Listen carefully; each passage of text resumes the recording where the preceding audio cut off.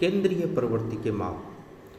किसी समक श्रेणी की केंद्रीयता प्रदर्शित करने वाले माप केंद्रीय प्रवृत्ति के माप कहलाते हैं।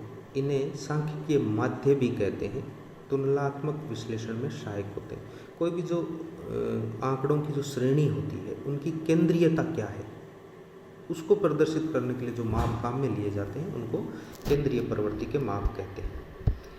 ये 3 तरह के होते हैं। स्थिति संबंधी माध्य जैसे बहुलक और माध्यिका, ये स्थिति बताते हैं उसकी। दूसरा होता है गणितीय माध्य, समानांतर माध्य, गुणोत्तर माध्य, हरात्मक माध्य, जिनको गणितीय विधियों द्वारा ज्ञात किया जाता है। तीसरा होता है व्यापारिक माध्य, जिनको गतिमान माध्य, संचयी माध्य या कंपोजिट माध्य भी कहते हैं। इनमें 1 नंबर समानांतर माध्य सबसे आदर्श एवं सरल माध्य होता है। अनुमान से परे होता है अर्थात निश्चयात्मक होता है।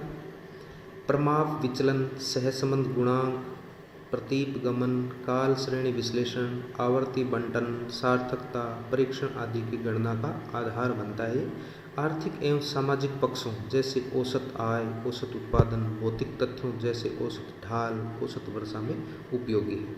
दूसरा है गुणोत्तर माध्य, किसी समक श्रेणी के सभी मूल्यों के गुणनफल का वह मूल जितनी उस श्रेणी में इकाइयाँ हैं उसको हम गुणोत्तर माध्य कहते हैं।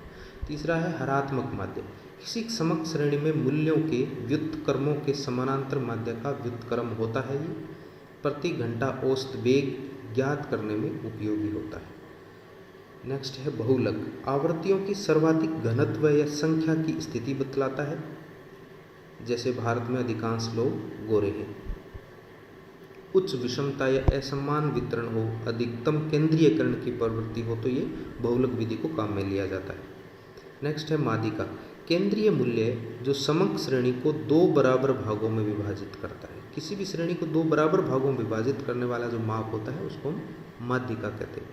समक श्रेणी को 2 से अधिक भागों में विभाजित करने के लिए क्वार्टाइल का प्रयोग करते हैं।